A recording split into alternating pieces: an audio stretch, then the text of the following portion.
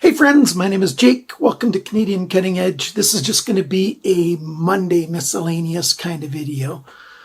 2 bits of news and a knife to look at. First bit of news is, looks like Canada Border Services Agency has stopped doing their work to rule thing because the strike's been over for like 2 weeks now, or a week and a half, whatever it is. I've got packages from White Mountain Knives nice and quickly from them, with zero interference, no duty, no taxes to pay, nothing. So that's a good thing if you're in Canada because their prices are so good. By the way, if you've been on another planet and don't know, I've got a coupon code for White Mountain Knives and White Mountain Auto Knives. Is that how it is? They've got automatic knives, not for Canadians, of course, because they're illegal here, but the coupon code for 10% off works at both those sites. The code is CCE. And on a few products that don't allow discounts like Benchmade and others, if you buy those products from them and you don't get the discount because it won't work on the site, after the sale has gone through, take your order number, email White Mountain Knives, and let them know that you'd like the coupon code, and they're going to give you a refund. That's what Justin, the owner, has told me to let you guys know that you guys can do. So isn't that great? Second bit of news, I was at the orthopedic surgeons this past week, and my knee replacement's falling apart. My tibia, so if this is the knee replacement and my tibia is touching it, at that joint line, my tibia is deteriorating and it's breaking away. It's subsiding. And that's causing a lot of extra wobble in my knee and a truckload of extra pain in my knee. They need to do another replacement. They call it a revision, of course. But not of course. You probably might not know that. Some of you might, some of you might not. So, yeah, and now I gotta wait because COVID has a major Delta infection rate here in Alberta. Most hospitals are shutting down all elective surgeries. And, it's just hard to get in for surgery. My doctor said what would have taken before COVID 4 to 6 weeks for this surgery, from the time he saw me till I'd be in surgery, is now might be a year, might be more. A lot of surgeons like him are using most of the shifts where he used to do surgery those days. He's working in ICU departments, and he's an orthopedic surgeon. And that's because they are expanding orthopedic departments all over the place. And they're just asking for any doctors to come and work the ICU to give patients at least some care, even if they're not ICU specialists. It's kind of a sad case, sad state of affairs here in Alberta. They're even asking psychiatrists to come in.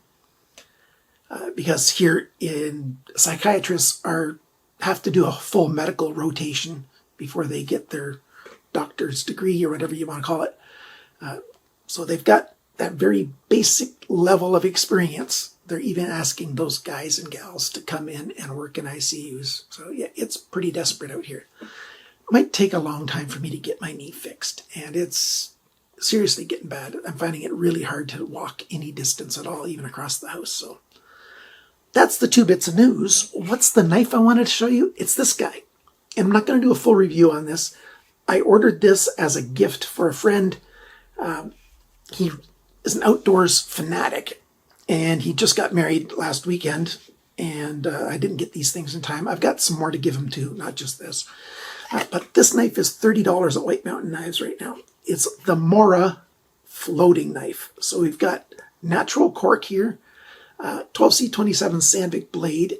It's thin. It's like 1.4 millimeters thick. I would have hold it like this, you can't even see it. So there's a little bit of flex to it. Scandi grind, but because it's so thin, this is a good knife on a boat for all kinds of stuff.